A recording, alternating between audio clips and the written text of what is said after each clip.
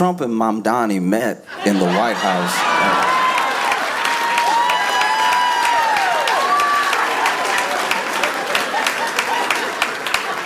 I don't know if this feels like real life. This is crazy. All right, in case you're not familiar with Zohran Mamdani, he is the mayor-elect of New York City. And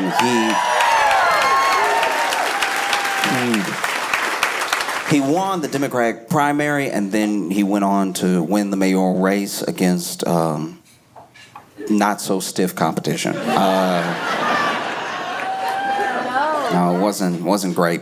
But he won and everything, and the entire time leading up, the whole campaign, he was campaigned against hard by not just his opponents, but by like special interests, by billionaires, and specifically by the president. The president didn't want Mamdani to win at all. The president was over here tweeting hard.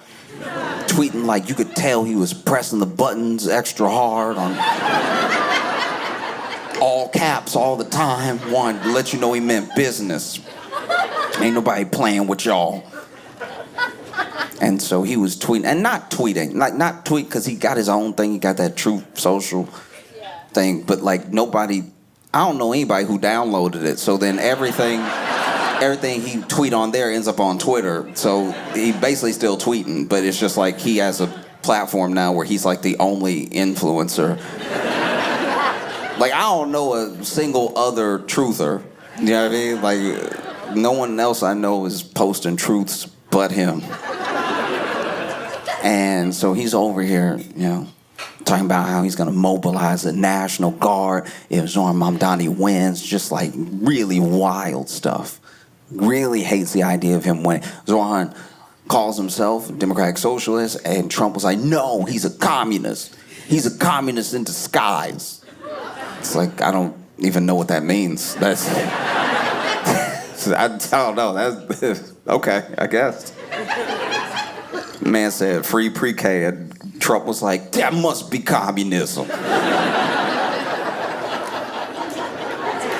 You know communists, you know those people that want everybody to eat, He wants a city-run grocery store or whatever. That sounds like communism. Get these communist apples out of my grocery stores.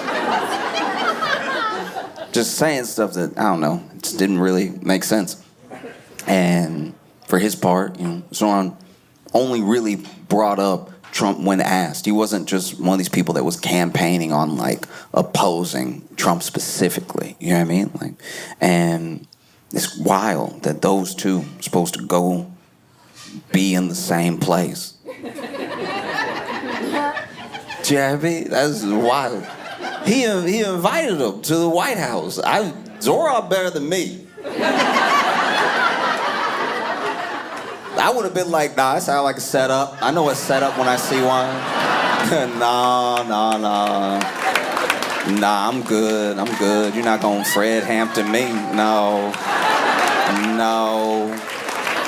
No way.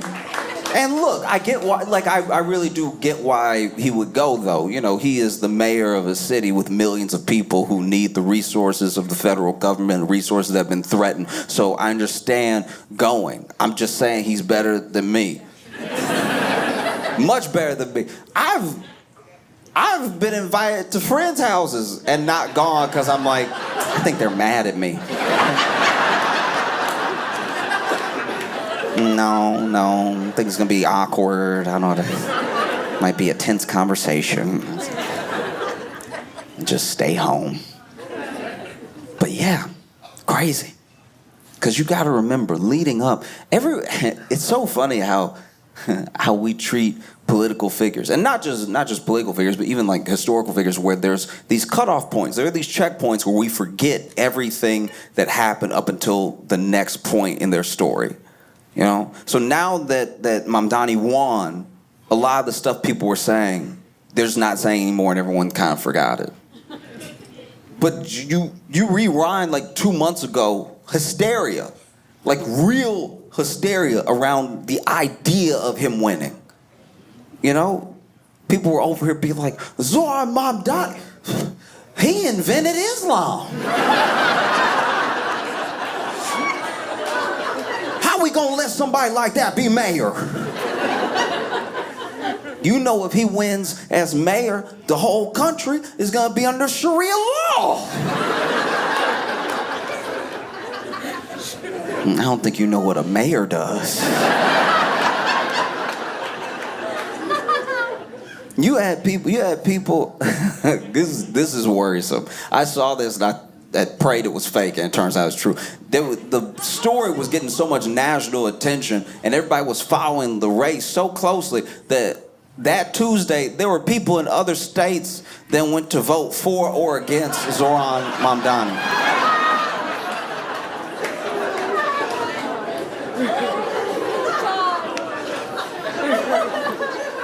I can't believe how much of this country is missing a civics class. Like, this is terrifying. The idea is so many people would show up in like Virginia and then vote. I mean, it kind of tricked some people into voting. I'm sure there were some people who weren't even gonna go vote, but they were like, I gotta stop this. I gotta stop this terrorist from getting in. And then goes to the polls, doesn't see Zoran's name, and they're like, well, while I'm here. Oh, true hysteria around the idea. Because you remember, there were people who said if he wins, immediately New York is going to slip into the ocean or something. There are some people that don't even understand that Eric Adams is still the mayor. Do you know what I mean? That's why I think politics really sucks for someone who like wants to get in, change things, everything. There were people, so Mamdani wins, and the next day there were people being like, what he gonna do about the potholes? I already fell in the pothole.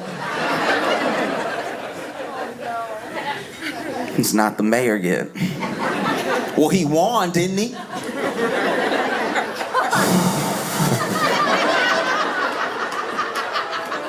That dude's going to the White House to meet with the president. President Trump. I think that we think, because he's been in our faces so long, that we really understand Trump. I don't think we do.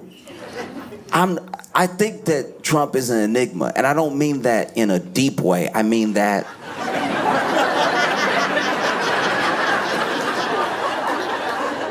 there's two ways to be like an enigma. You could be an enigma by being like a deep philosophical, like Alan Watts type that's just like looking at a star and just like pontificating for the rest of the night on like what it means to already be dead by the time we see you and be so far away, but it feels like you're in like my peripheral at the same time. Or you could be an enigma by just walking into a room and be like, blah, blah, blah, blah, blah, blah, blah.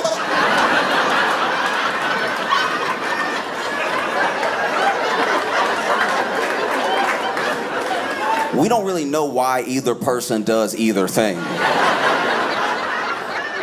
We just sort of know that's what's happening. And so Mamdani goes over to the White House and they have a meeting, and like there have been a few people that have met with Trump that I genuinely wish I could have been like an invisible man in the room for. There's been some phone calls he's had. I remember first term,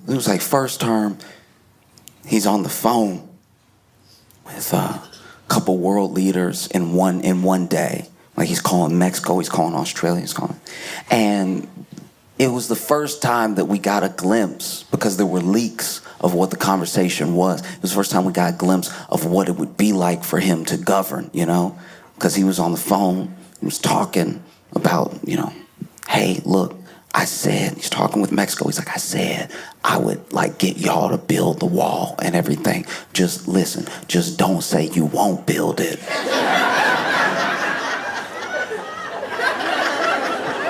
I said you gonna pay for it, nobody gonna check the receipts, all right? We just gonna build the wall, you just don't say anything. Okay, they ask you about it, be like, ooh, I don't know. Just keep saying you don't know. we're gonna build the wall and it'll be fine, but just don't tell him. And sure enough, they leaked that conversation. They leaked the conversation where he's like kind of trying to like make a deal, but isn't being the like hard negotiator it seemed like he was gonna be on the campaign trail, right? And that first term had a lot of leaks. Because then apparently Trump called again. It was like, what the hell, man? Thought you were chill. And they get in the room. Because you also got to remember, Trump been campaigning hard against him, so it's a little embarrassing to have to invite this dude now. Because imagine you said all this stuff and then.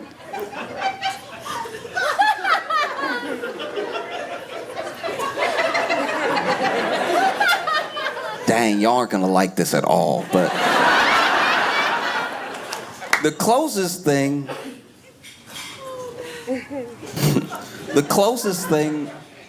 to what Trump must feel seeing Mamdani in the White House, even though he invited him, after campaigning so hard against him, and then seeing how many people love him and how well he could potentially do, the only thing that's even close to it, in high school, one of our friends got pregnant, right? And she was wondering what she should do, right? And then there was one of our friends that was like, I don't think you're ready to be, a mom. Like, I'm not trying to hurt your feelings. I'm just saying, like, you're not even passing algebra. Like, I just feel like, I don't know, maybe,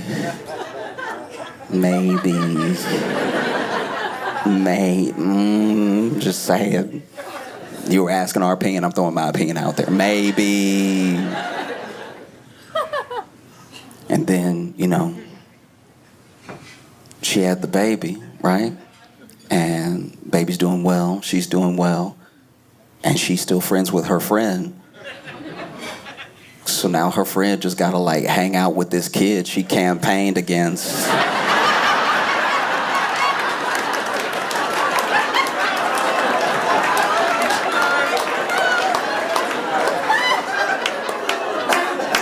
That's tough. That's tough. And so you would think Mamdani coming to the White House and meeting with Trump, I don't know, they're gonna get in a room and fight or something. I don't know, like, because you gotta remember, Trump has been on like high alert. He's been tense for a while. It's been bad. Everybody keep asking about Epstein. I imagine Trump try to go to McDonald's and order, and they're like, but what about Epstein? Do you know what I mean? It's a lot. And so he already on edge. This probably isn't the best time to meet him for the first time. That does just crack me up. Imagine Trump really trying to treat himself too, like taking himself to McDonald's in like his car, like not even being driven. And he's like, yeah, can I get 2 Big Macs and 6-piece nugget, get a large Diet Coke, another large Diet Coke, and an apple pie. And they're like, sure, anything else? And he's like, a McFlurry, too. And then they're like, all right, your order is $48.25. What about Epstein? Like, what?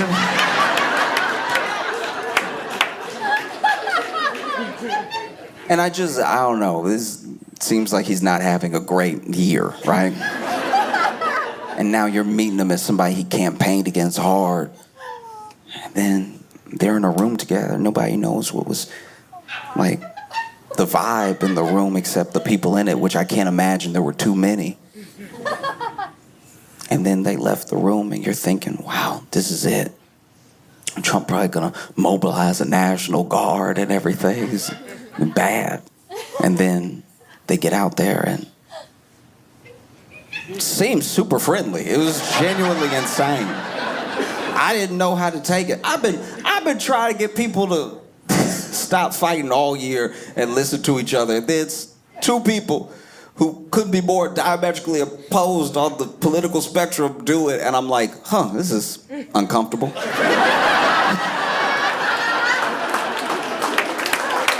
I don't know if I like this at all.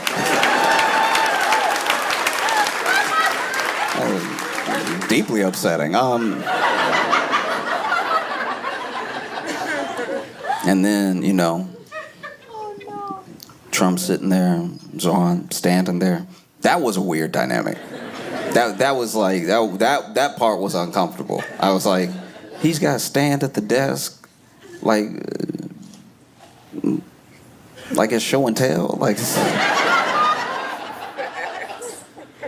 But then, they're talking to the press, and it's like more than cordial. It's like he's like really hyping Mamdani up.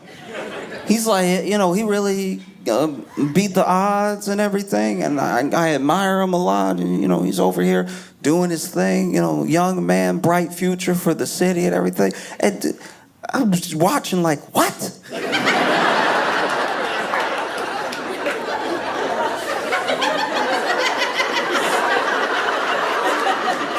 It would be like,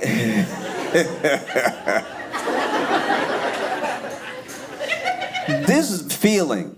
I'm not even saying this is bad. I don't know if I can trust it yet. You gotta forgive me, I'm black in America.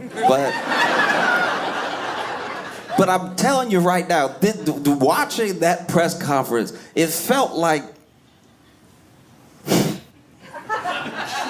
oh, y'all are pretty white. You'll understand what I'm saying. Okay. This feels like what I imagine y'all would feel like if you had all your friends come to Thanksgiving, and then just because of the seating, just by accident, your most racist uncle was sat next to your young black friend, right? And so you're expecting, oh no, this is about to be terrible. And then out of nowhere, your most racist uncle just starts talking to your black friend about a Tribe Called Quest.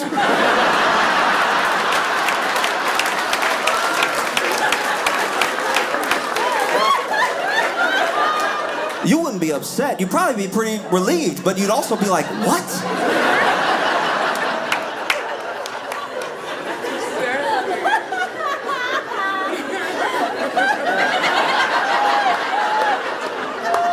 How does he know so much about Tribe Called Quest? No. Whole thing was very weird, and I wasn't the only one that was weirded out. I wasn't the only one that was shocked. The media was also shocked. Shocked and seemingly a little upset. Because he's over here hyping Mamdani up. And I don't know if they got the first question, but I think they did. First question, New York Post was like,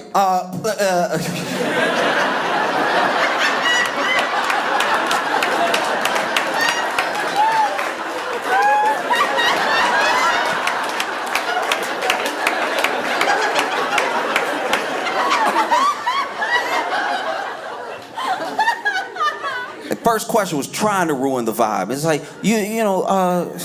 Mr. Mamdani, during your campaign, you called the president a despot, a fascist. Do you regret any of those statements? Did meeting him change your mind in any way? Or do you still hold those beliefs about the president who's right next to you? When somebody really trying to stir something up? When somebody's trying to stir something up and they do that thing where they're like, ooh, I wouldn't take that if I was you. Ooh, wow. They said that about my mama. I don't know what I would do if you, ooh, that's bad. Wow. No, you better than me. Because I'm not scared to slap somebody. You know what I mean? You see those people who really try to stir something up, they ask them, what do you say? And he was like, the president and I have had many disagreements, but I'm glad that we could have a meeting about the things that we agree upon, and it's a future for the city. It's to do well for New Yorkers, and I think that we can work together in cooperation. And then...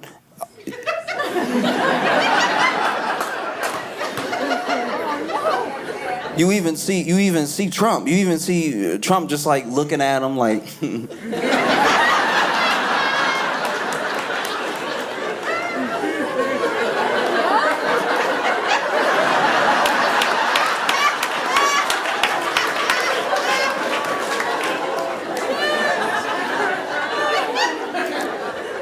Then he finished just answering the question, and then Trump is like, despot, I've been called a lot worse.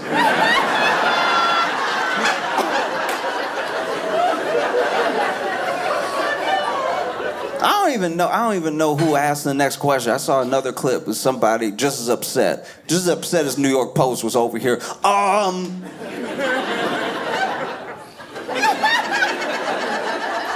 Newsmax or whatever, I don't know who it was, but they were like,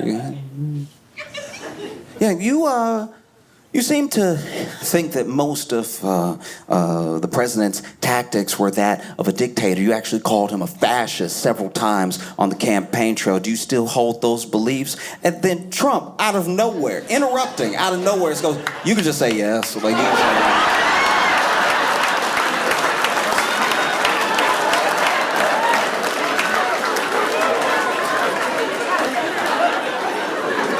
You can just say yes. It's easier. It's easier if you just say yes.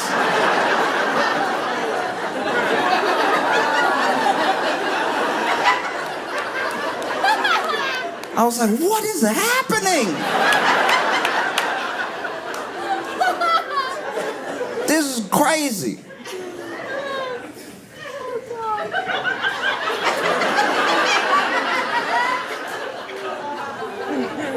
It's like watching Aladdin. And then they went through all that just to like hang out with Jafar. You know what I mean? Crazy. What? And look, maybe it's gonna be fine. I don't know. That was, I guess you can only have so much energy. You know what I mean?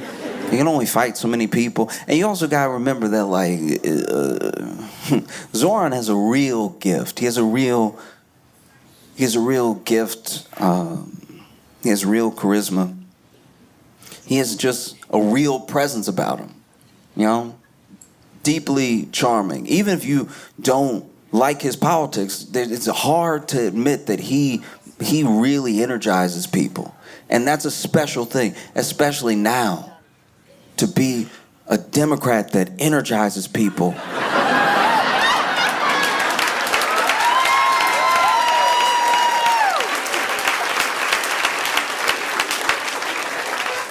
There's not many.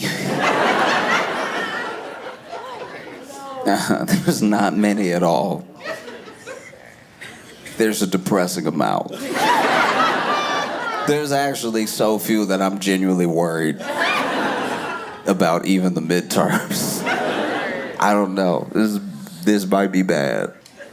Because, wow. Sometimes, especially when you see the top brass, you know what I mean? Like you see like Chuck Schumer or Hakeem Jeffries on TV, and you're like, well, uh-oh.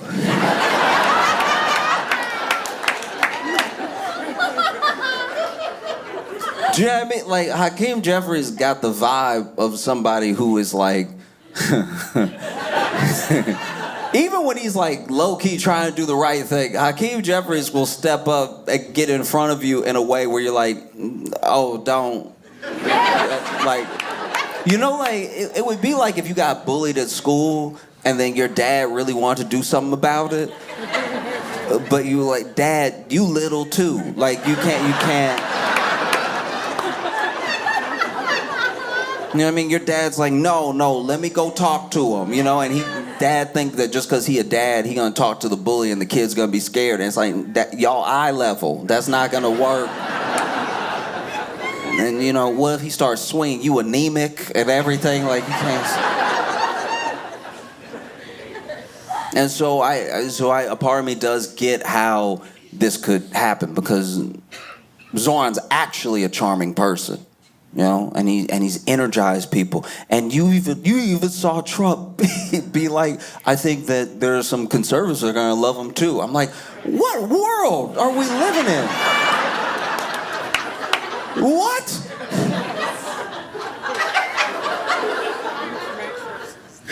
It just it low-key feel like they got in that room alone and Zoran slipped Trump a 20. Like, it's just what is happening?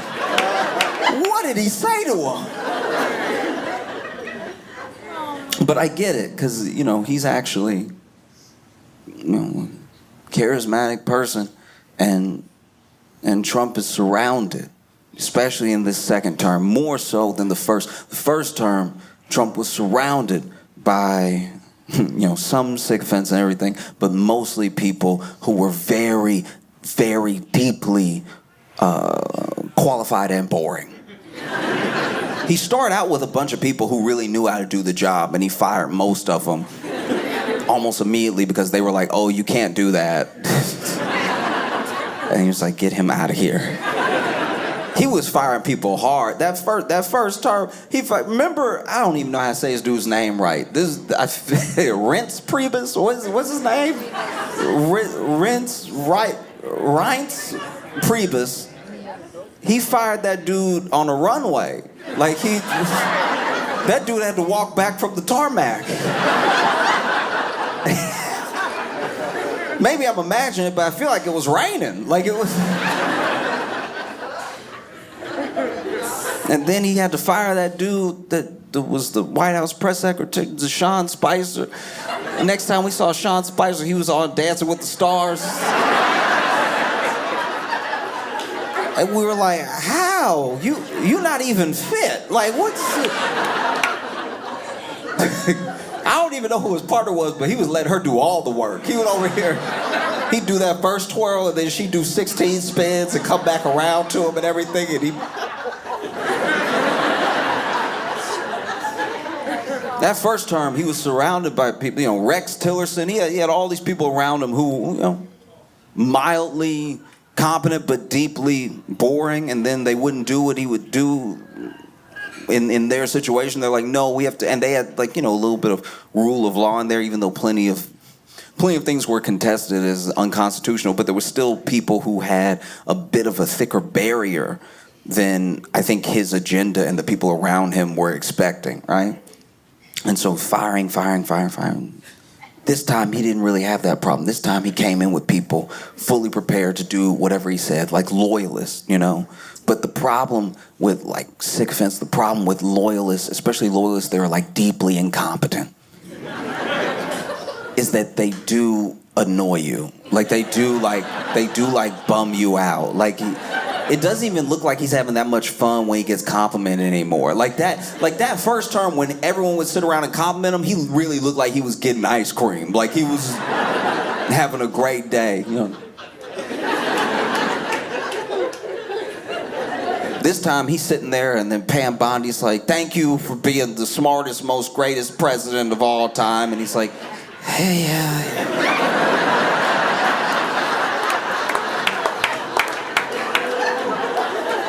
doesn't even feel like she mean it. So to have Mamdani, who knows? Maybe Mamdani gave him a compliment that was like, oh wow, you noticed?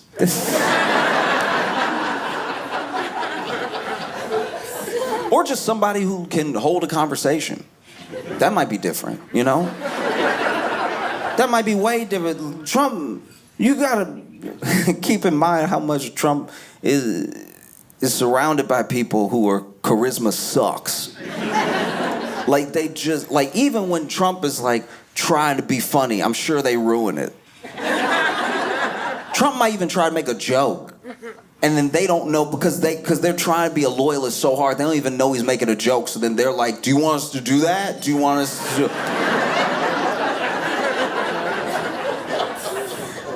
It's not fun at all. it is a funny idea to me though that maybe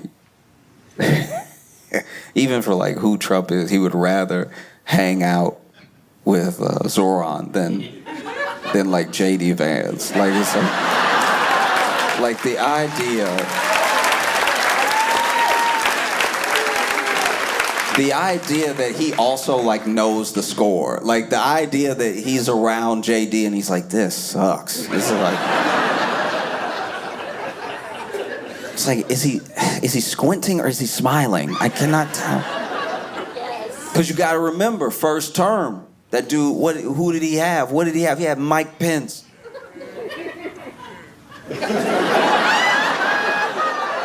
This man was trying to be president, had Mike Pence at every turn, just around the corner, like one of those kids from The Shining, just like, anything you need me to do, Mr. President?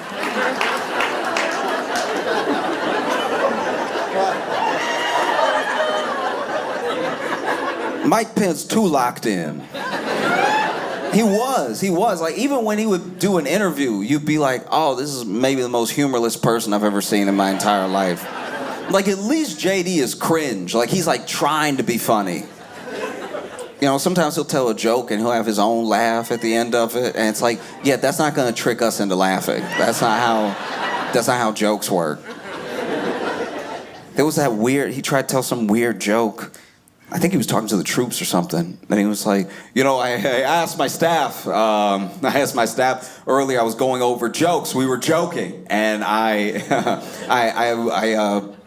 asked them if I should do one of the jokes that I just told that we all laughed at. And they were like, sir, please don't do that one.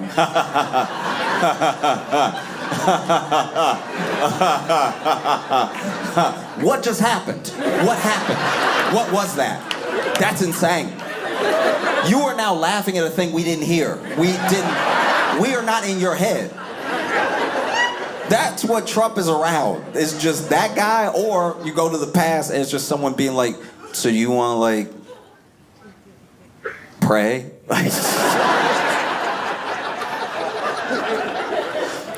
Apparently Mike Pence prayed around Trump so much Trump started bringing it up. He was like, you gotta get rid of this guy. Every time we're alone, he tried to pray on me, and his first one was nice. The next 12 are very upsetting. Ooh. You know? Because prayers aren't bad. It's always nice when somebody's like, hey, can I pray for you? I'm always like, yeah. But if they were like, can I pray for you? And I was like, yeah. And then they prayed for me. And I was like, thank you. And then I saw them 5 minutes later and they were like, can I pray for you? I'd be like, what's happening? What do you... Now I feel like you praying at me. Like you, like... Now I feel like you prayed something and it didn't work. Are you trying again?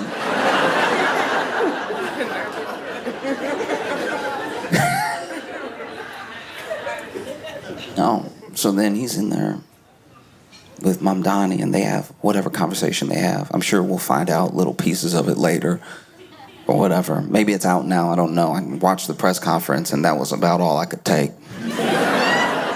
Because I'm not saying, here's the thing, I'm not saying that cooperation is bad. I'm not saying that building, building relationships that benefit people is what politics should be. That's what all the leaders should do, is like put any general differences aside and make sure that they're at least like serving the people that they were put in place to serve. I'm not saying any form of real cooperation is bad. I'm just saying, like, if this is a Black Mirror episode, I would like to wake up now. I don't know if you've been following this, maybe not. I just realized how white this room is. I mean, it's pop culture. You probably heard about it. I mean, I don't know if you've been watching this whole Drake and Kendrick.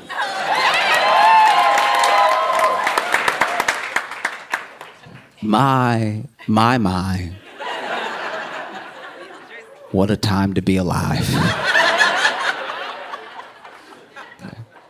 All right, so Drake and Kendrick, They are rappers, sir. They are rappers. Okay, just... I want to make sure everybody... And I'm not acting like I know. You might bump Kendrick all the time. You might be a big Pimp a Butterfly fan. You know, I'm just checking. So, Drake and Kendrick's relationship actually goes back way further than people realize, because Drake brought Kendrick with him on tour when Kendrick was like just starting to pop, but Drake was already a big deal, right? And it seemed like they were cool. You see these old interviews, they're in pictures together, they have such nice things to say about each other, and then along the line, something changed. Something happened. And we don't know what that thing is really, but they both started to kind of like go at each other in small ways. And some people take it all the way back to the Control verse. Kendrick did a verse in a song on, it was actually a Big Sean song. Big Sean is a rapper, sir. These are, I just want to, all of these are just names, and I want to make sure that we're all up to speed. So he did a verse on a Big Sean song called Control, but it blew up so much it became Kendrick's verse. It became the Control verse, which is crazy. And in that verse, he went at everybody.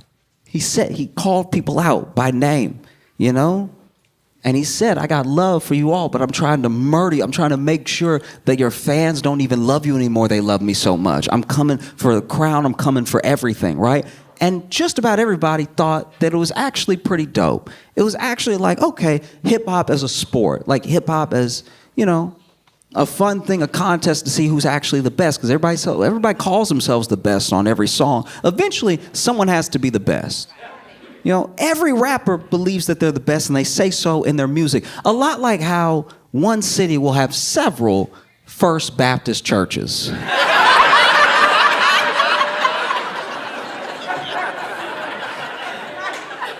When you look around, you're like, one of y'all has to actually be first, right? How can y'all even all claim to be first? This is confusing. You know? And so he releases the Control verse. Now, this is something, maybe this is where it started. It's where a lot of people say it started, but maybe it was something else. But Drake seemed to take some sort of issue with the love that Kendrick was getting for that verse, with him being called out, even though he's someone that helped, you know, Kendrick out in the beginning. But even in interviews, Kendrick explained himself. He said, like, this is a contest to see who's the best. It's all love, right? But Drake has, I'm trying to be fair. Drake has a lot of feelings, and you can tell because he has a lot of albums. And there are feelings on every one of those albums. And some people don't have several albums worth of feelings. Some people only have 4 or 5 albums worth of feelings, you know? And some people decide when to let it out, and he just lets it out on a pretty tight schedule, a pretty regimented schedule of release to let out all of his feelings, you know? And he said, he's like, I just didn't like it. It didn't feel sincere. I just didn't vibe with the whole thing. Because then I saw him later, and he was all nice to me. Yeah. He said in his interview, it was all love. It's just a contest.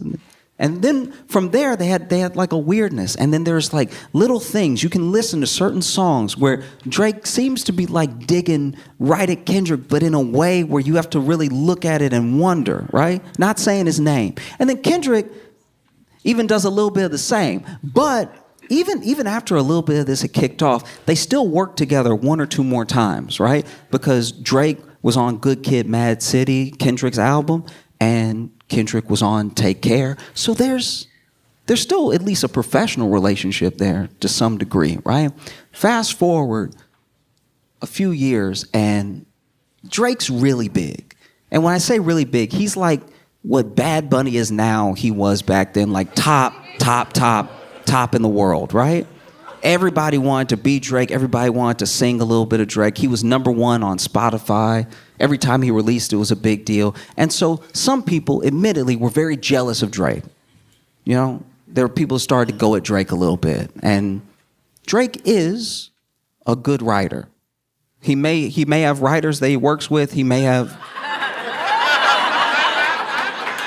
But he's also good. It's like when he's making music, everyone in the room is good. That's... I'm trying to give him his I'm trying to be objective, and y'all are trying to lean me into way that's... But he's good, and so, you know, Meek Mill is a rapper. Sorry, Meek Mill. Because that one wasn't a name. I just want to make sure that at no point you don't think that this is like punctuation or anything, because the names are going to get weirder as I go, right? Okay. Meek Mill came at Drake, and Drake really, truly, even if you hate Drake, Drake destroyed Meek Mill. He destroyed Meek Mill so bad that Meek Mill had to go back to jail just to level out some of that street cred. Because if you remember, Meek Mill went back to jail for a while on like this weird aspect of probation that they even tried to get changed as a law. So then Meek Mill became this like face of changing incarceration and changing the criminal justice system, everything, because he had to do something else for a little while because Drake really ate him up, all right? And so more time passes, and there's still not much between Kendrick and Drake in this moment, right? And then Drake gets into it, and I want to be clear because a lot of people sometimes feel bad for Drake in a way that I want to be clear. He does start a lot of this stuff. He does like have a little thing in a song that implies that your wife is unfaithful, and then when you come at him directly, he's like, what's with all the hate? I'm all love. It's like, no.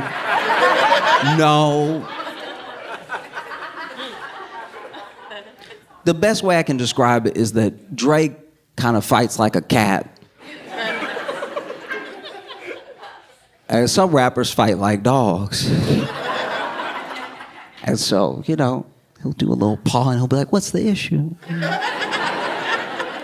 And so Drake went at Pusha T, which was a true mistake. This is the thing about people like Pusha T, right? You don't want to mess with anyone who's actually had a hard life. You know, like, you know, Drake grew up in Canada, grew up with, like, it's just, this is my thing. A lot of people come at Drake for, you know, they come in at a way I don't like. They come at him in this, like, colorism way where he's like, you're not really black because you're half white. I don't roll with any of that. I just truly think, but you see what I'm talking about. I'm not, y'all are trying to get me to do something I'm not doing. I'm just saying it's very hard for a rapper to seem hard, right? When they have not been through what other rappers have been through. Like, it's hard to go hard when everybody knows you had health care.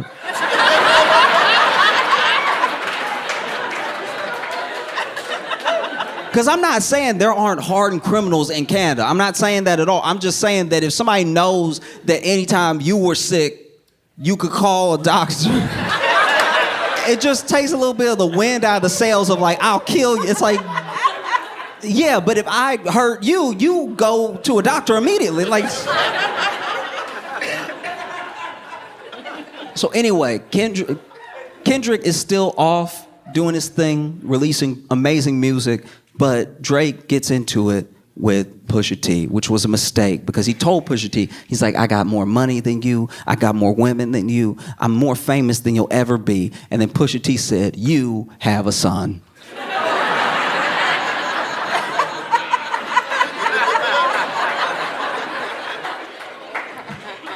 He released the fact that Drake had a son, which people didn't know, on a track that's cover was Drake in blackface. Everything about what Pusha T did to Drake is why you don't get involved with people like Pusha T. You're like, you know, a part of me felt bad for Drake. Drake was probably like John at the mouth and everything and didn't know he'd do research. It's like, you know, Drake is sitting there like, guys, I thought we were rhyming. I thought we were making music. What is this? And so anyway, now Drake perceivably takes care of his son. And, you know, whatever. And so fast forward some more, and you would think that Drake could sort of learn his lesson of like, man, I shouldn't throw stones when I might have a lot of kids.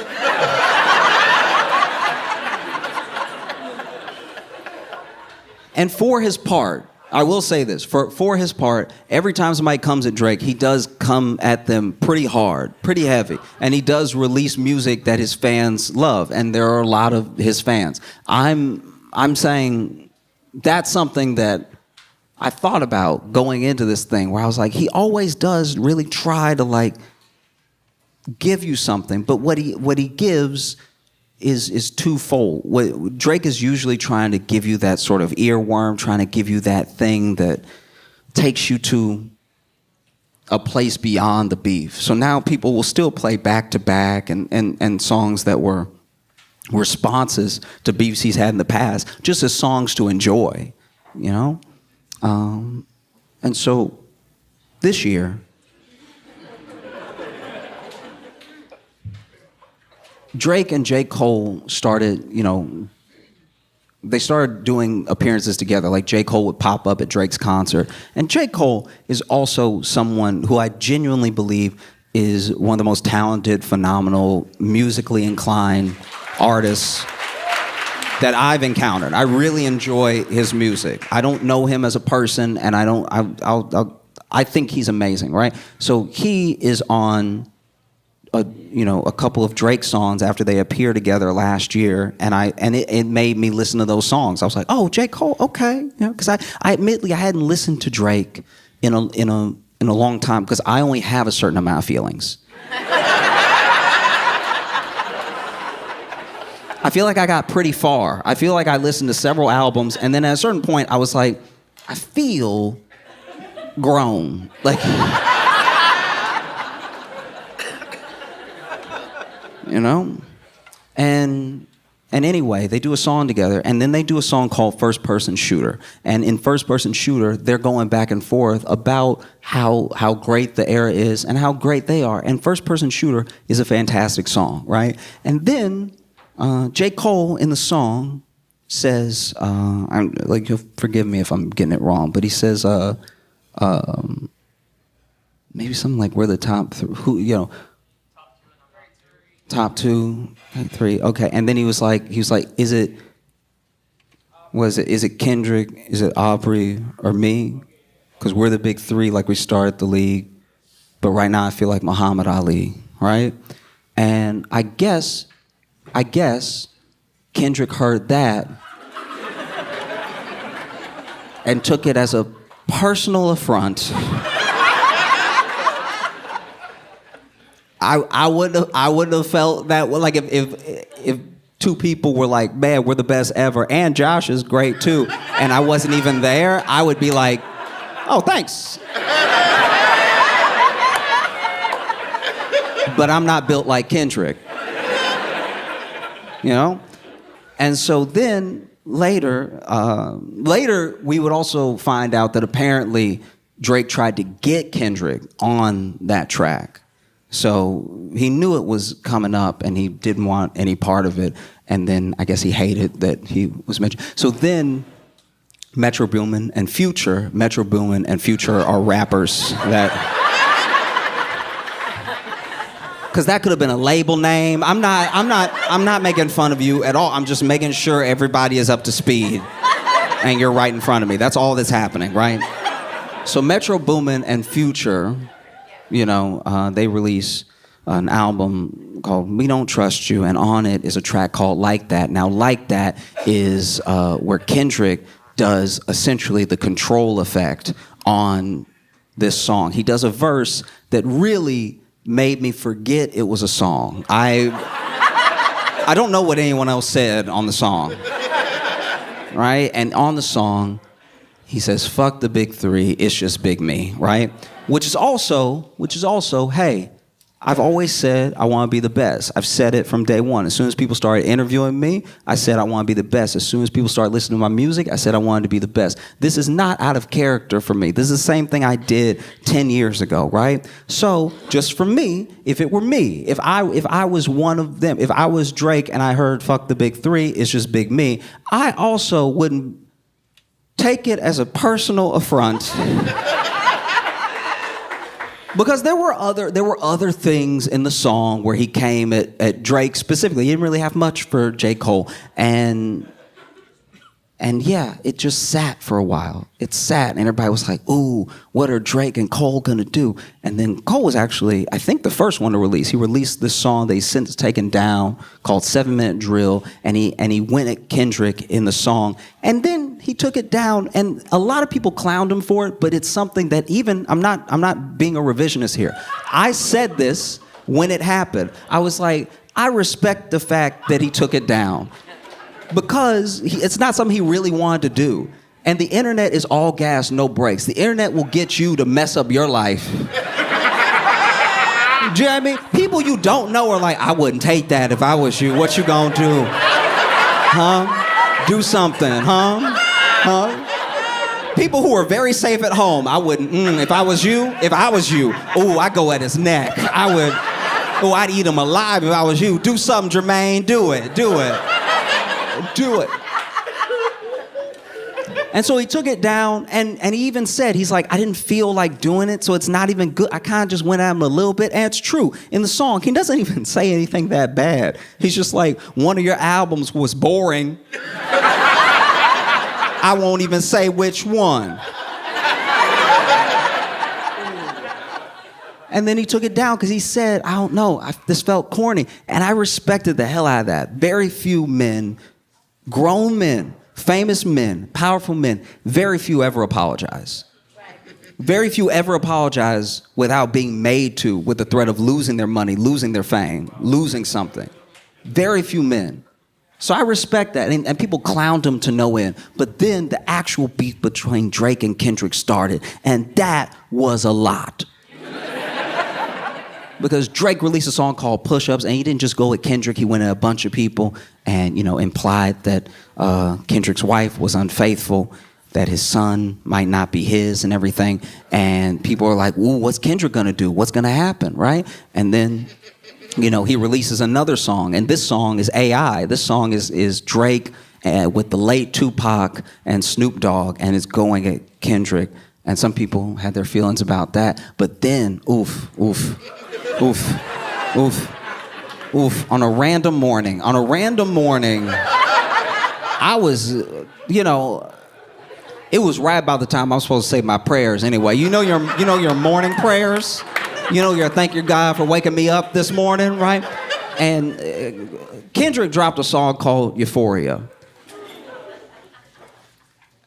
And I think when it happened, a lot of people, including me, was like, oh, this is an actual rap beef now in the way that we had in the 90s. These dudes do not like each other. And Kendrick says he hates him in the song. He says, I hate you. He said it a lot. He said, I hate you a lot. He did artistically, but he was like, ooh, I hate you. Ooh. Ooh, I hate you. Ooh, right? And, woof. It was a lot, right? And then,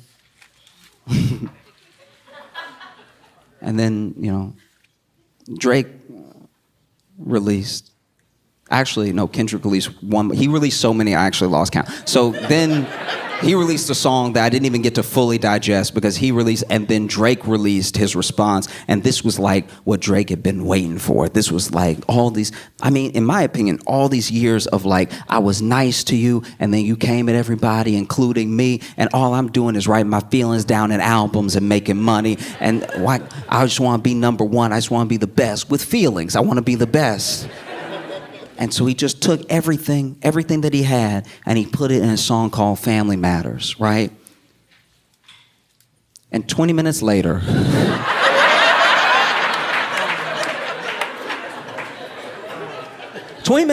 Kendrick released a song called Meet the Grams, which is a real play off Family Matters. And he had said in 616 before, he was like, have you ever thought about the fact that like people in your camp are working for me, that everyone hates you so much they feed me information about you, and that there's no way that you're gonna win this because I write so many songs, because all I do is hang out with my wife and my kids and I write, right? This is all that I do. I enjoy this. This is my favorite thing to do, is just sit at home and hate you and write songs about you and how much I hate you. So I can go forever. This will never be over. We can chill. We can just go back and forth, and I'll release 20 for every one that you release. You keep saying that it's a 1v20, and it is. It's one of you, and it's 20 songs of me every single day until the both of us die. This is old black man hate. You gotta understand, this doesn't happen.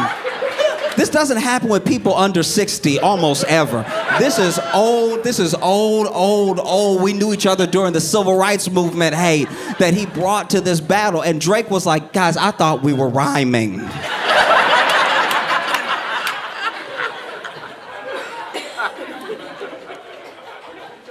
And in Meet the Grams, you know, he laid it down. He started the song by talking to Drake's son. Talking to Drake's son, being like, I'm sorry that's your father. Genuinely, I'm sorry that's your father, because I can tell he's not raising you well, because I can tell he's not living a good life and he's not a decent man, okay? And so if you don't understand this right now because you're 6, play it back when you're 18, okay? He said lots of things. He said things that are illegal. He said Drake was doing things that,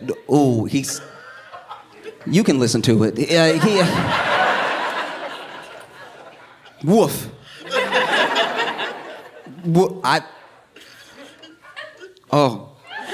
He even had this effect in the song. At the end of the song, when he's like, you lie, he called him a liar several times, and he's like, you lied. I was like, oh, that's too much. And he tells him about himself. He talks to his son, he talks to his dad, he talks to his mom, and then he talks to him directly, right? He also talks to, potentially, a daughter that Drake is not taking care of. Which I was listening to, I was like, not again. I feel like once they find the first kid, you gotta just get all the kids. You gotta just have a whole Graham family, just so you know where everybody is. You know? And people go back and forth. Does he have a daughter? Does he not have a daughter? Some people think they've even found the daughter, everything like that. And I don't know. I mean, it's really bad. It's so bad. And honestly, I never wanted it to get to a bad place. This is something, I'll talk about this more in the future and everything, but I have a deep love, but a strange relationship with hip hop, because if everything is in music, it's all good. It's when things leave music that things get bad, you know? And so as much as I joke about Drake and I like Kendrick and I've liked some of Drake's songs, I don't actually want them to do anything to each other. You know what I mean? Now, if what Kendrick is saying about Drake is true, we should lock Drake up. We should lock Drake up. And if what Drake is saying about Kendrick is true, we should lock Kendrick up, all right? Because, you know, it's a rap battle, two dudes that hate each other. Maybe they're lying, who knows? But I'm just saying, this thing, I didn't want to see anything bad happen to either one of them. But when Meet the Grams got released, I don't know what Drake thinks, and I don't know what his life is like, especially right now. But I think back to those battles and those beefs in the 90s, and I wonder if Drake wasn't like, I'd like to be shot, please. Like if you could just plug me one time and then we can smooth the thing over. Because then, as if Meet the Grams wasn't enough, Kendrick released a song called Not Like Us, which is the catchiest way to call somebody a I've ever heard in my life. You be dancing to it forgetting what the song is about. Like, you know. And then Drake released The Heart Part 6, And I think that's when he lost. I think, because in the Heart Part 6, he's like, this was all part of my plan. We fed you information about me for you to say, so everything that you said is wrong. And don't you feel dumb now that I tricked you? And it just kind of felt like, you know, like what a kid, okay, you know, like when you play a rock, paper, scissors, and you do rock. And the other kid does scissors, and you're like, and they're like, no, actually, these are lasers. Ba-pow, ba-pow, ba-pow, ba-pow.